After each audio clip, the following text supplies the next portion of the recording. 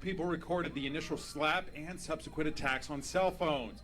Ken Kober says those are critical in identifying everyone involved. They're great video that shows exactly what occurred.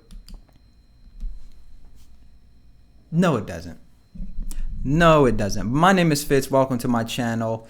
Thank y'all for tuning in. Make sure you tap into the Content Confidence Workbook. Also, information is in the description as well as pinned at the top of the chat. Like and subscribe to the channel. Really helps the channel grow. We're going to get into this because when I saw this video initially, and I haven't really watched the full thing, but when I saw it initially, I didn't think this was a race issue. I did not think it was a race issue, but it's interesting how things quickly turn into race. I'm going to give you my thoughts. Let's look at this from the beginning.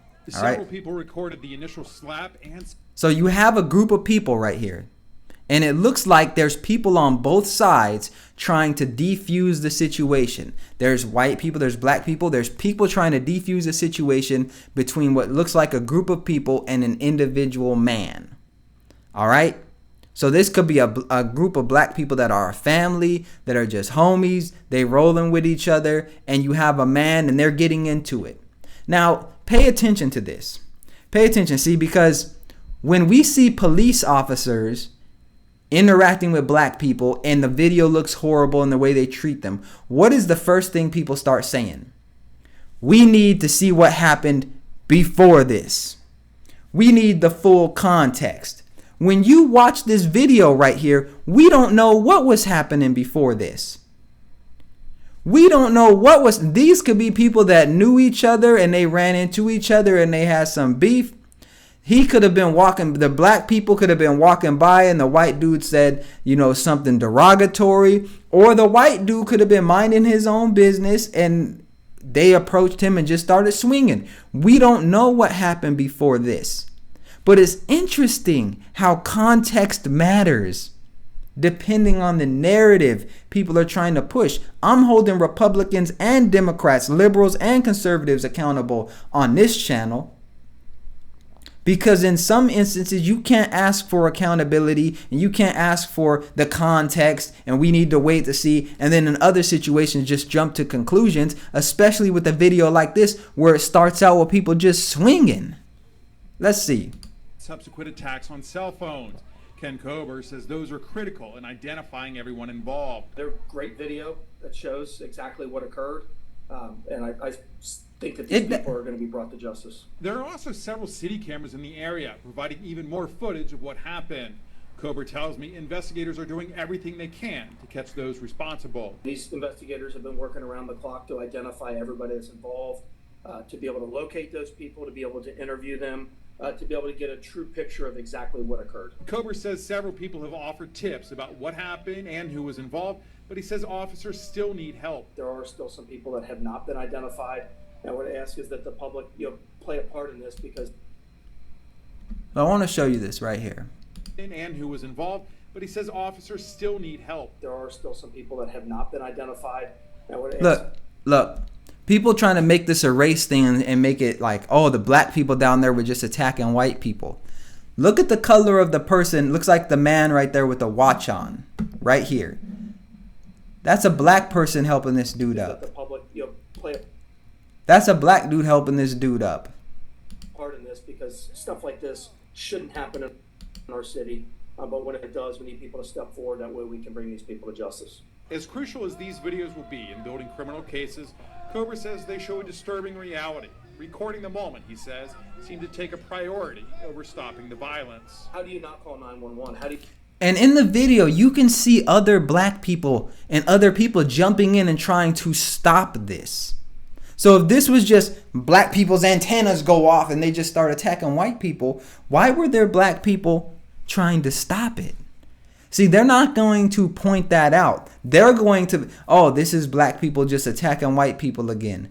What we know from the facts is that most violence against black people comes at the hands of other black people. But we're not going to really hear that. We're only going to hear it because this was fitting the narrative. This was a group of black people attacking or fighting or whatever, maybe defending against white people. That's why it's a story. And I'm really disappointed in conservatives because they jump on these things and they try to use them in the same way that they talk about Black Lives Matter and all these other organizations trying to use this footage to push a race narrative. Now it's going in reverse. Whenever there's something that happens with white people, conservatives, Republicans, they go the opposite way and like, oh, this wouldn't happen if they're white. It's only happening because they're white. But you have no smoke when things happen to black people. This is the contradiction that Republicans and conservatives are going to have to get over. You're going to have to get over this hump. Because if you don't, then you might as well start calling yourself a liberal or a Democrat if you're going to be race baiting all the time. If you're going to take into consideration the race all the time. And I don't want to hear the crap. Well, they do it, so we got to do it. Nah, that's not what you stand for. That's not what you stand for. Right? You guys are against LGBTQ students and LGBTQ and DEI this. So are you going to start doing it if they do it? Nah, because you have morals and principles, right? So stick to them. Stop the race baiting. And I try to render some aid. I mean, you have a woman that is knocked unconscious. It's just crazy to me that we live in a society that, you know, people would rather take video than actually try to stop something from happening or intervening and try to render aid. It just...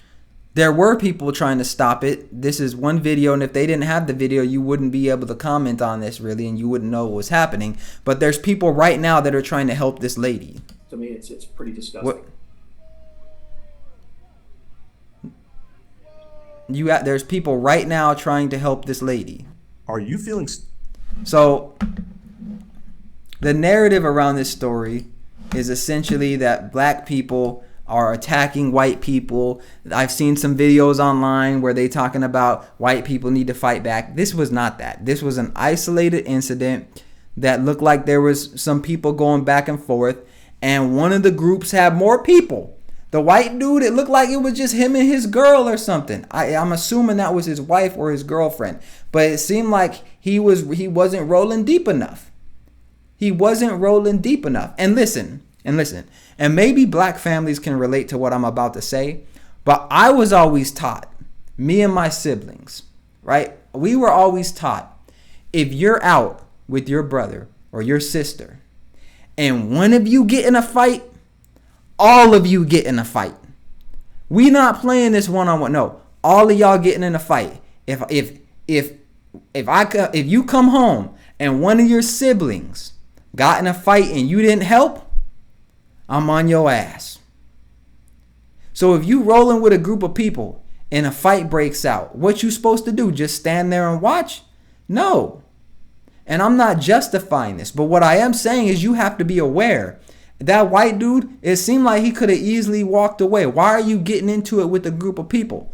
The black people, you got a group of people, you got this one white dude. He's probably not a threat. You got to practice more emotional control on both sides. That's a fairer conversation. And then we can get to, how do we teach men emotional accountability? How do we teach people to be able to resolve conflict? Was there drugs involved? Was there alcohol involved? What was actually being said? These are still things we don't know. And as this story develops, I'm sure, I'll be covering it and diving a little deeper. But it's very interesting how this story has taken a life of its own. But make sure you tap in, hit the like button, subscribe. It really helps the algorithm. Also, if you're a content creator who wants to grow their brand online without burnout, make sure you check out my Content Confidence Workbook. Information is in the description as well as pinned to the top of the chat. Appreciate y'all, and I'll see y'all next video.